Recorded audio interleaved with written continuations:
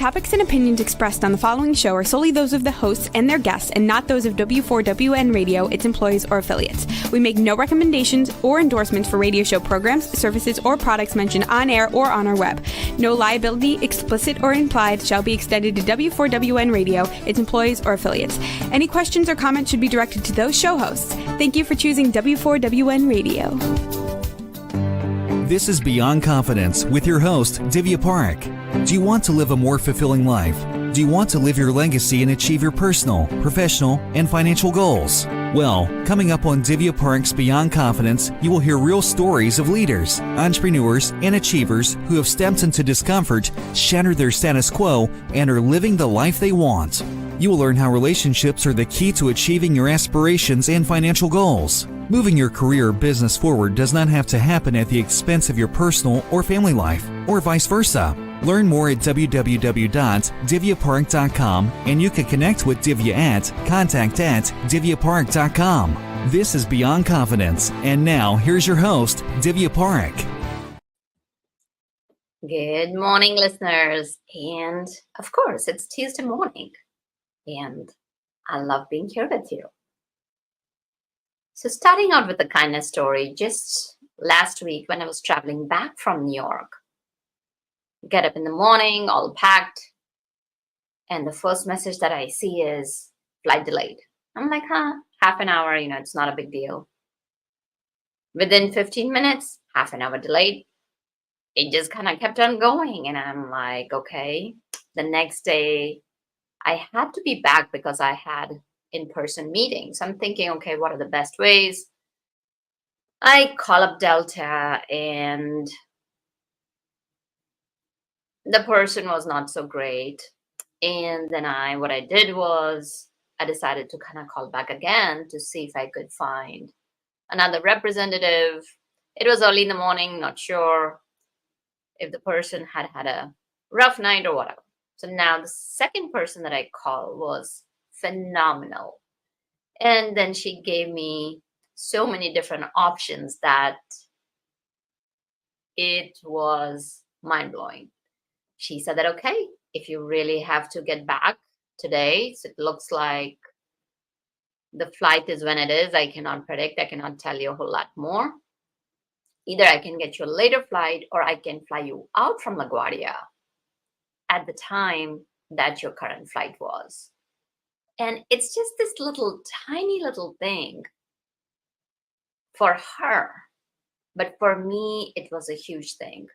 So remember, when we are talking about keeping that kindness circle going, if you just think about the other person, you can change their lives. I mean, that day she did everything. She changed it out for me, and my day went so beautifully. So here I was thinking how I was going to get back on time. She had taken care of my issue. So remember, sometimes you are just doing your job, and thinking about the person a tad bit more can really make the day a good one. So thank you for each and every one of you who are continuing to take the kindness circle going. Remember, just 1 hour every month. And also, if you have not bought our books, get our books, either one of it, Expert to Influencer or The Entrepreneur's Garden, because they will change your lives. Expert to Influencer will help you become the authority, will help you become the influencer that creates impact. And the Entrepreneur's Garden is going to allow you to strengthen all areas of your life, regardless where you're at. And you will help us help other entrepreneurs grow their businesses. Well, let's get started. Let's bring our guest in. Welcome, Adriana. Good morning. Good morning. I know it's early for you, so thank you for joining us.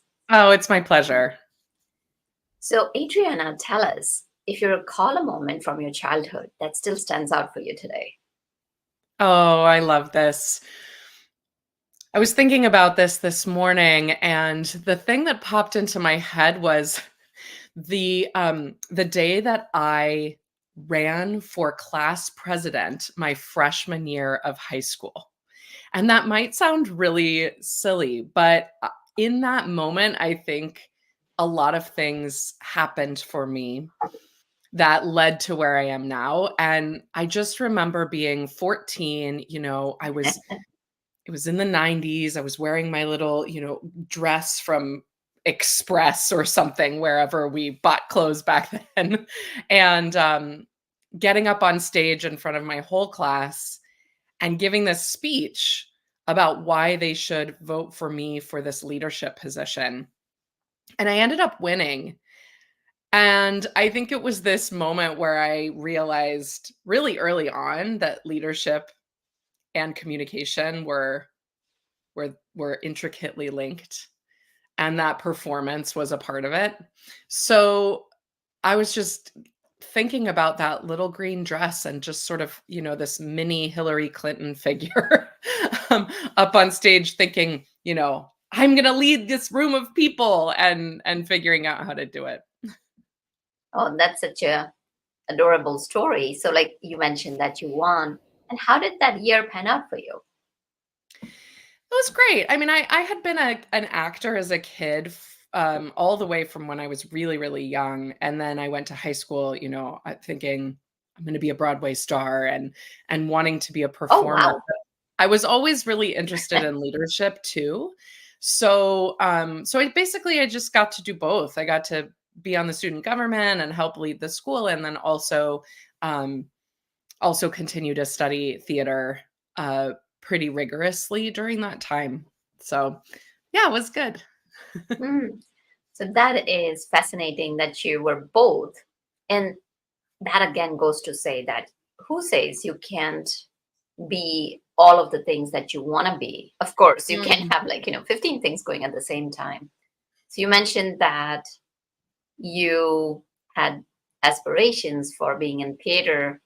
So Mhm. how did that work out for you? Did you want to, how did you decide which to pursue out of the two passions? Well, I started with theater. I mean, it was really where I felt like I could express myself. And I continued in leadership all the way through. By the time I was sort of in mid high school, I realized that I really wanted to be an artistic director. And that's really the boss of a theater company. So it's the person who's the leader of the arts organization, but also gets to kind of chart the course and set the mission for the institution, but also Mhm. be a creative artist. And I started directing. So I moved from acting to directing. And that's where my background is.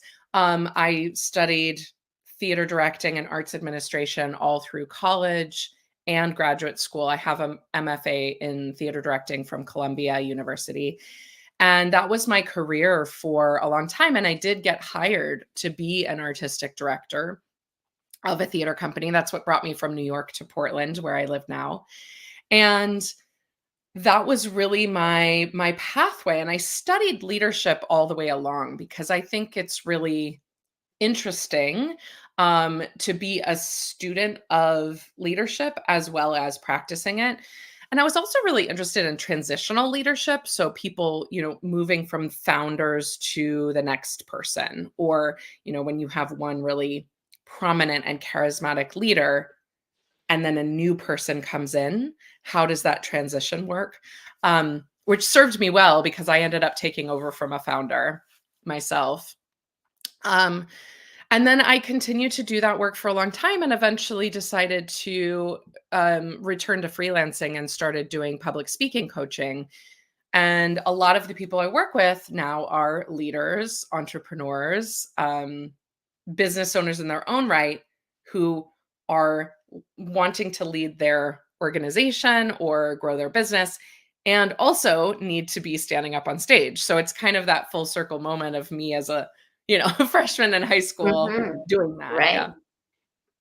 So when you talked about being an artistic director, Mhm. so many of us might not know about it. Can you Yeah. share with us what does it involve and what did you do and what were the relationships? Yeah. So the artistic director of a theater company is the person who sets the artistic mission for the company. So when you think about and when I'm talking about this, it's the nonprofit regional theater here in America, although there are artistic directors all over the world. But that was my world. So when you think about a theater company, your local company that does a bunch of plays, there's somebody at the helm of that who is choosing what plays get produced. They're hiring all the artists, they're fundraising. That's a huge part of it. It's, theater companies mostly in this country are nonprofits. So there's the whole nonprofit world of relating with a board, having, being responsible to your donors and your key stakeholders, and representing the organization out in the community, either through fundraising efforts or community building efforts. And then on the other side, on the creative side, you're directing plays, you're hiring and casting actors, you're working with designers. So you have kind of a dual focus. One is administrative and fundraising and minding budgets and all of that.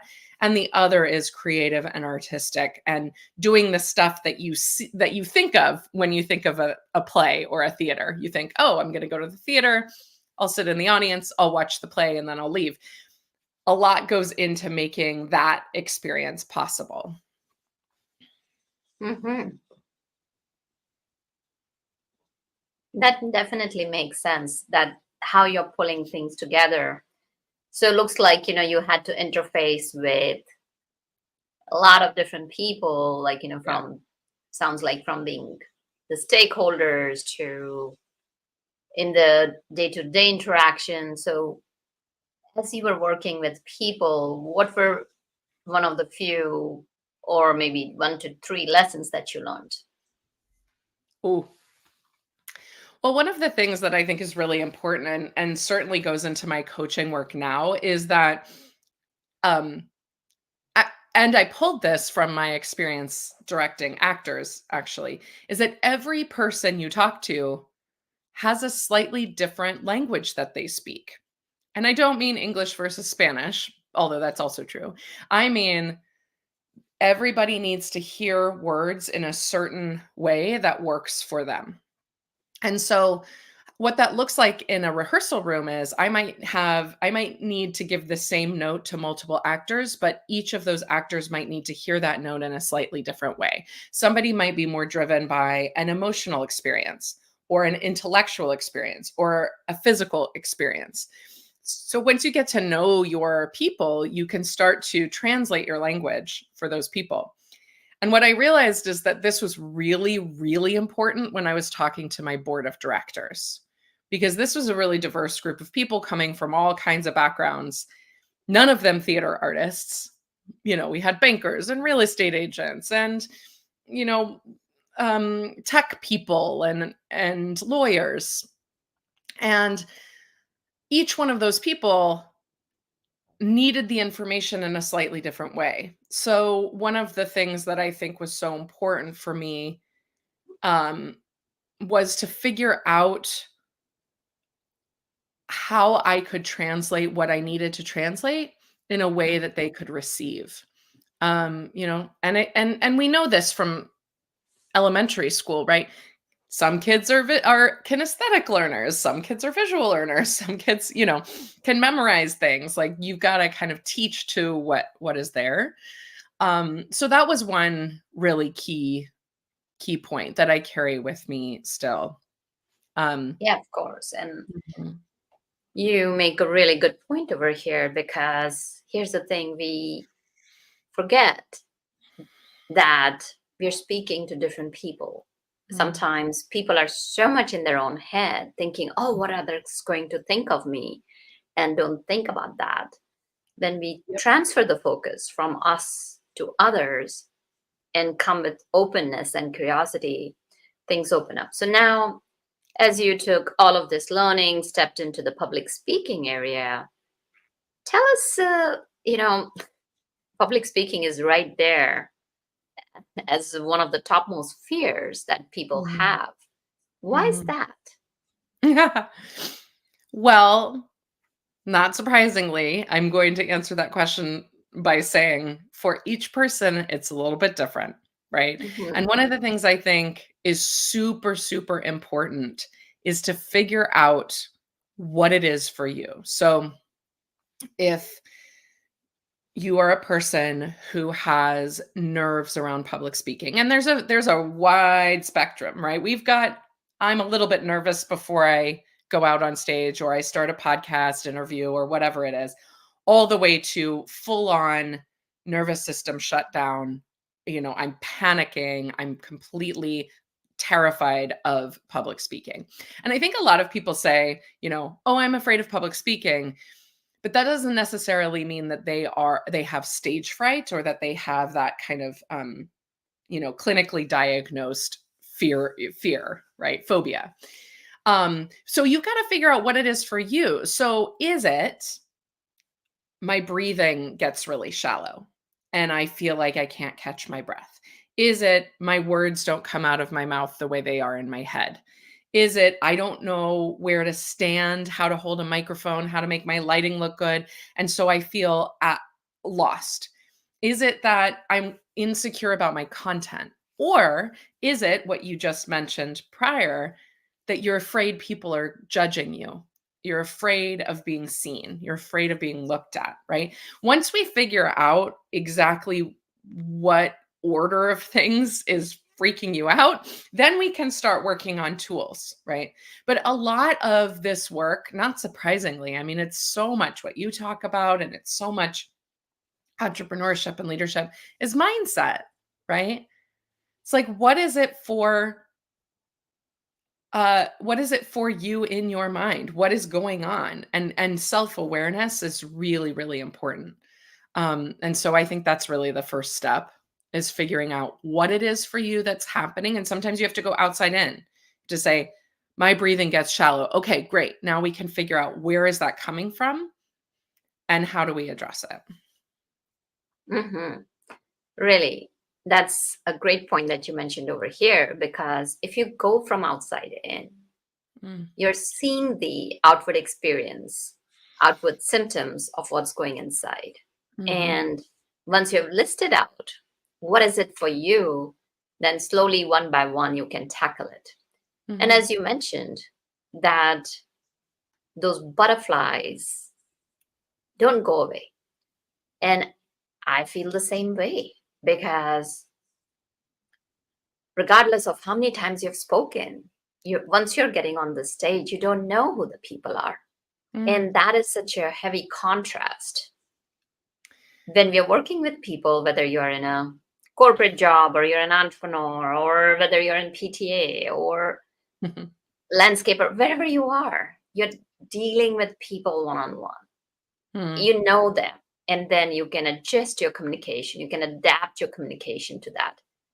And when you're doing public speaking, there is like audience, whether it's 10, a group of 10 people or a room full of 1,000 people. So that can be daunting. So now when you, let's say they've gone through what you mentioned, they've gone through, figured out what's in the way, figure mhm. out how to overcome these or learn to work with them. Now they're on stage. Yeah, So many times the question pops up is like, how do I need to sound? right. So, for example, I might sometimes think that my voice doesn't come out right. Mm. It can be a little squeaky at times, or my words are not popping out right. So, Mm, we all know what are the things that stand in our way. So, with mm. that, what is one general thing that we could tell our audience that Yeah. could get them started? Well, I want to address two things, that and something you just said. So, I think that one of the tips I would love, or the ideas I would love to leave you all with today, is actually that I think the most important question that any of us can ask before we do any speaking, whether that's on a podcast or on a stage or one-on-one, is, who am I speaking to? And sometimes we think, yes, there's 1,000 people out there. We can't answer this question. We don't know. But actually, I think you've got to decide. You need to decide, each one of us needs to decide or find out, who is it exactly that I'm speaking to? And you can't speak to 1,000 people, right? Like that's too many people. You can't address everybody in a room of 1,000. You can't address everybody in a room of 50, right? That's too many people. So what I work with my clients on, and this comes straight from the theater world, is to figure out the very most specific answer to the question, who am I speaking to? And sometimes that means that you're making it up. You're making up a character. You're like, there's 1,000 people out here. I'm at this type of talk. I can get general information from the conference organizer or whoever. You have a general idea of who's out there. And then what you say is, okay, I'm going to create a character of a person that is the exact right person for my message. And you deliver your speech or your message to that specific character. Now, sometimes you're lucky and you actually know somebody who's there and you say, great, Divya's there. I'm going to give my talk directly to her. She is my target audience. Now, the thing that does is it eliminates that feeling that like, oh, it's a wash, it's a wall, it's a tsunami of crazy, scary, bad, judgy people coming at me. And it turns them into, to use a theater term, your scene partner. It turns it into your communication partner in that moment. It also helps you specify your language because you can't speak generally to everybody and have everybody receive your information. The more specific we get with our language, the better our message lands. Even if the character we're talking to is not the person who receives the information. And I can give you an example. It's pretty simple. So say you're somebody who is giving a talk about your skincare business, and your skincare product is really targeted toward women in their 20s. But your audience is like mixed, right? It's all kinds of people. It's maybe, I don't know, a TED Talk or a community engagement opportunity, something. You can still decide that your audience is a 25-year-old woman who looks exactly like your target client. The 90% of people in that room who are not that person are still going to be able to clearly see and hear your message because you're so clear about who you're talking to. And I'm 41, so I'm not your target audience, but I might say like, oh, my younger cousin, this sounds like the perfect thing for her, or my sister, or my mom, or nobody. But the next time I think about you, I know exactly what you are and who you're talking to. Right. So that specificity of who your audience is a major hack for dealing with all of the levels, right? Your content, your messaging, but also that nervousness, that who is out there, it feels really amorphous. And then you asked a really great question about what about when I go out and my voice sounds funny or I don't, all this kind of technical stuff. The main thing that I work with people on to deal with that is like pure skills building. And one key thing that I think most people forget to do or don't even know that they should do is vocal and physical and breath warm-ups before they go out to speak. Because all the examples that you gave, and I do this before, I did this morning. I do this before I'm going to speak on a podcast or a TV interview or anything, right? We are our own instruments. When you go to the symphony and the orchestra comes out on stage before the performance and the trumpet player is practicing scales and the violinist is practicing little pieces of the thing, that's them warming up their actual instruments. For us, our body, our breath, and our voice are our instruments. That's how we're getting our message across. And we can get better through skills building around all those things. But, I jumped onto this call at 6:55 a.m. I hadn't spoken yet today. So for a few minutes before I got on here, I did some breath work. I did some vocal exercises to make sure that I could articulate words on this call, right? And we don't think we're so in our heads, and especially when we're on Zoom or a box, right? Right now you can only see my head and my shoulders. but there's a whole bunch more of my body that's actually participating in my message giving. So we need to treat our bodies like the tools and the instruments they are, and actually do that homework. And it can be really fast. It can do, just a few minutes or even 1 minute if you don't have any other time, can make a big difference. Mm, absolutely. Some good points over there. And what you're sharing is absolutely right on the mark.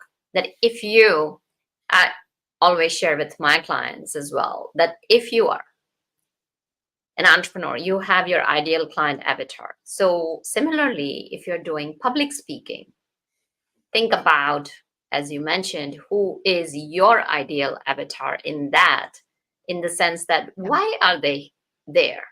For the Yeah. conference, for the event, what might they be looking for? Mhm. What is it, the outcome that they want? And then focusing on one person, as you mentioned. And then what happens is, as you narrow it down from the broad spectrum down to the narrowing it to one person, definitely people will connect with little pieces of your talks. It may not resonate entirely, but they will connect and they'll be able to relate to it.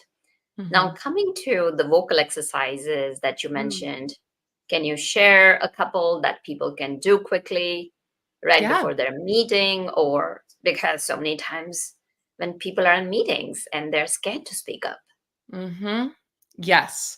So I will share a few, and then I also have a ton of free videos of each of these things. So if Mm, you're listening on the podcast, and you're not watching us, you may need the visual help on some of these. So you can go to my website, and there's free tools and a link to my Instagram page where I post a lot of video tutorials about how to do this stuff. So prefacing that. But so one of let's my just try a couple. yeah, And yeah, yeah. then, So one of especially if it's visual, because so this way, people are not figuring it out while listening to yeah. it. Yeah, yeah. Okay. So the first is the most simple, and this is a breathing exercise that you've probably heard of. It's called square breathing or box breathing. Oh, yeah. And the reason I love this as a warm up, there's three reasons. One is it has the added benefit of down regulating your nervous system. So if you're somebody who's nervous or feeling any kind of anxiousness, this is a great tool to let your body and subconscious know that you are safe and calm. The second thing is it helps you connect with your breath. And of course, the voice does not exist without the breath. So we first always have to start with breathing. And the third thing is you just mentioned being in a meeting and speaking up.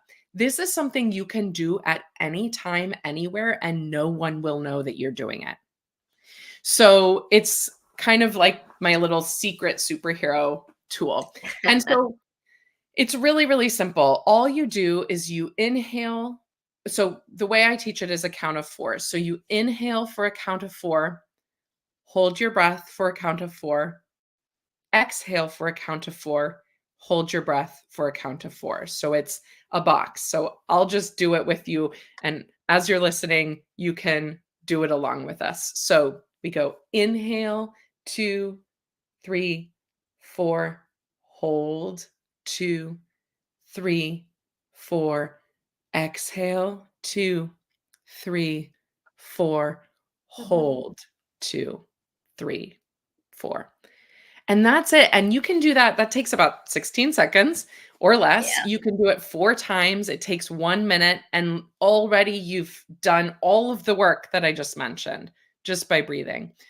I always encourage people to inhale through their nose and exhale through their mouth, because that's where our voice comes from.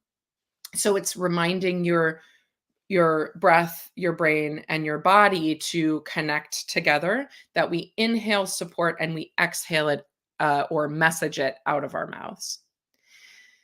So I really encourage you to practice that. Now, for me, I will say sometimes that holding breath after the exhale is really hard. So just make it work for you. Even if you just inhale and exhale in even measure, it will do that work for you. Then the second one I really, really love, and this is the one I did this morning because it's really simple and easy to do, is called horse breath. And this is where I sometimes think the video can be really helpful. But what I describe it as is it's blowing air through your lips, kind of like you're a horse or blowing bubbles underwater. So it looks like this, right? So you'll notice if you ever think of like a frustrated little kid or even yourself when you're, annoyed at traffic and you just go, often what happens, and this is a total subconscious thing that just is, again, a nervous system and subconscious awareness thing. Our bodies release nervous energy that way. The reason why I love it for public speaking is it is a way to warm up your vocal cords without putting any strain on them whatsoever. So what we first do is we just inhale through our nose and then we horse breath out our mouths. And yeah, good. I love it. If you do it, you try to do it as long as you can, the exhale as long as you can. Most people notice that their nose starts itching, and that's a good sign. That means you're doing a great job. So, so if that happens, you're doing it right. Then the next thing that I'll do, so I'll just do that really easy, just, Oh, that's a simple one. Yeah. And because then, I've tried some warm-up exercises and they're so long that I end up not doing it. So these are, this is why I like this short stuff. So the next thing you can do with horse breath is you just vocalize up and down your range, your vocal register. And again, this doesn't put any strain on your vocal cords. So if you've got a sore throat or you're just you're really tired or it's early, just and you just try to play. The nice thing too about doing that is that it reminds you have a high range of your voice. You also have a low range of your voice.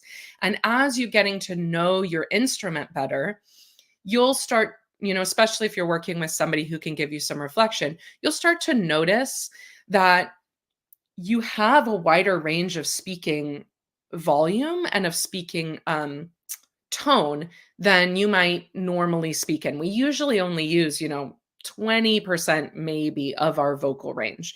We kind of stay right in the middle where it's comfortable. But when we want to make points, sometimes you want to drop down and make that point. Sometimes you want to get excited and share something up here, right? So when you do the vocal warm-up exercise that's just up and down your register, it just, again, kind of opens up the possibility. So those are my two favorites to get started. I always start with there, no matter what I'm doing. And then we add things depending on what kind of speaking it is. I've got a microphone 6 inches from my face today, so I don't have to do a lot of worrying about volume or projection today. But if I was going into a theater, I would, and that would be a different set of tools. But I'm really of the mindset that you can come up with a 5-minute max vocal and physical warm-up that works for you and just use it every time. It doesn't have to be a big deal. Well, those are simple, easy. I'm definitely going to try it out, and I'm sure that our audience will be trying it out as well. So Good. You mention often that one of the ways to remove the fear of speaking is having a structure, and that there are 3 things. Yes. Okay. So this is my favorite thing to teach about, which is the concept that within structure, there is freedom. I really, really, really, really believe that by creating outlines and creating structure, scaffolding, a frame, whatever visual works for you, once you have that structure figured out, you can have an incredible amount of creative freedom and freedom to respond in the moment to what is happening around you. And so what that might look like is, for example, for almost, this is funny considering that I started as a theater director working exclusively with scripted material. 98% of the time, I want to tell public speakers to not memorize their scripts and instead to work from a list of bullet points or a direction that they are headed. And the visual that I love to use for this is a map. So because we're in the US, I will use a map of the US, but insert your favorite country here. That if we were going to use the map as a visual metaphor for our speech or our presentation or our message, I would say, so I'm up here in the Pacific Northwest. Let's say I was going to drive to New York. Along the way, I'm going to stop in Denver, Dallas, and Chapel Hill, North Carolina, going the long way, right? So I know that I have 5 places that I am going to go. I'm starting here. I've got 3 places in the middle, and I'm ending in New York. Now, I'm going to set off, and my first destination is Denver. Well, I could drive however I want to Denver. I could go north a little bit, south a little bit. I could stop at a museum for a day, but I know that I'm heading to Denver. And so on from there. So same thing in your speeches. You know your key points. You can, if you know where you're headed, you can pretty much handle everything. You can handle them dropping a tray of coffee cups in the back corner. You can handle people laughing in a place you didn't expect, right? You can handle forgetting what point you were trying to make because you know where you're headed next. So that is really, really key. And I think a lot of people think that if they create too much structure, they're not going to be creatively interesting. But it's actually not. It's the opposite. Actors are working with scripts. That's a huge amount of structure. They're working within the confines of a stage. They're working within the confines of their character. And yet we would never say, wow, they're not creative or they're not interesting, right? So they have all these rules and structures around them that allow them to then show up as authentically them. And I know that, authentic is a big word for you, right? And we can't, I really have seen that it is almost impossible to show up authentically and show up as ourselves when we don't have a little bit of sort of scaffolding in place to help us with that. So that definitely makes sense. And because think about it, as you mentioned about, if you know that you're going to Colorado, you know where you're going to take overnight halls or which hotels to book on your way, what food places. So just kind of having those destinations lets you know where you're going. And I really agree with you about not memorizing the script, because if you memorize the script, then you will sound more like robotic. Because I did that in one of my first speaking engagements. I gotta be perfect and and then what happened was, after I was done speaking, somebody came and said, "Oh my God, you sounded so mechanistic. It didn't seem like it was you." And so that was a good learning lesson for me, is that if you have points, it's key to remember that your audience doesn't know what point you're going to make. So if you miss, you miss, as long as there is continuity and flow to it. So you've mentioned 3. So one is structure. What else is? Sure. So the 3 kind of areas that I think are really important to focus on, and when you kind of address all 3, I think you can kind of speak to anybody, anywhere, at any time. The first, and I think about this in kind of concentric circles coming from me at the center and out from there. So the first, and you can think of them as buckets or circles. So the first bucket is me, right? Is my voice, my body, my words, how do I hold the microphone, and where are my feet? Where am I in space? So it's all of those things, the things that are like the skills building around vocal warm-ups, right? It's everything that's the closest to your body, your voice, your breath. Then the second circle, and this is where I think entrepreneurs generally are the strongest, and leaders are the strongest, and that's content. That's the actual words that you're saying. That's your message. That's your, your slides, your examples, right? That's all the words piece, your mission. And then the third, which we've talked about, is the audience. Who are you talking to? Where, and also, where are they physically in this room? Because that's a thing that people often miss, is they think about public speaking as just themselves on the stage or themselves in the front of the room. They don't think about that space in between them and the back of the room, which is where all the people are. So there's some considerations about the audience physically, about the audience energetically, and about the audience sort of emotionally and what they're giving back to you or not giving back to you. And so when each of those three areas is thought about and tended to, that's kind of the combination that gives you the public speaking success. Often people are stronger at one or two, and then what they need to do is that, as we talked about at the beginning, that self-identification piece where they figure out where am I strongest, and how do I bring those other areas up in strength as well. Absolutely.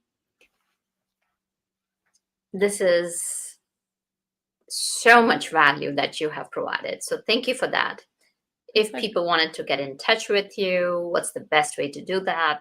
And if you want to share a gift. Yeah. So I have everything under the umbrella of Claim Center Stage. That's the name of my business. And you can find me and the organization at claimcenterstage.com. On claimcenterstage.com, if you click on free tools, there are a few free downloads. One of them is a guided grounding meditation.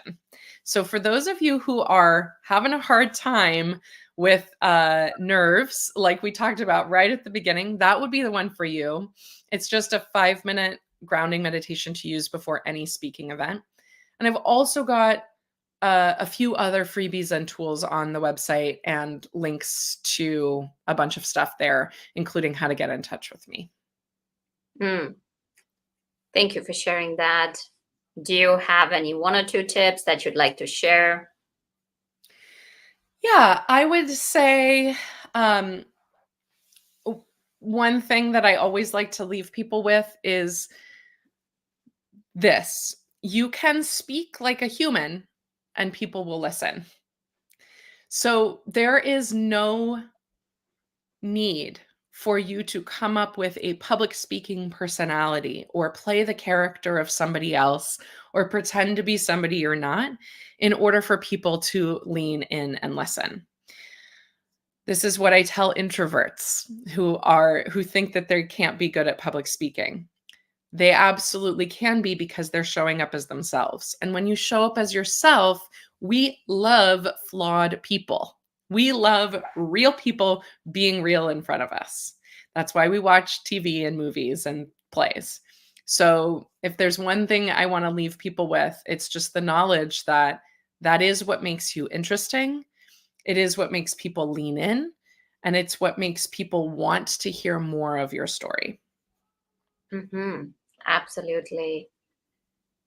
That is beautiful. And remember, dear audience, that we're all perfectly imperfect. And it's okay to own it up, because we would not be able to evolve and become better if we were totally perfect. So just show up as yourself, and we love you. And reach out to us. Let us know, how can we support you? How can we help you achieve your goals and make your dreams a reality?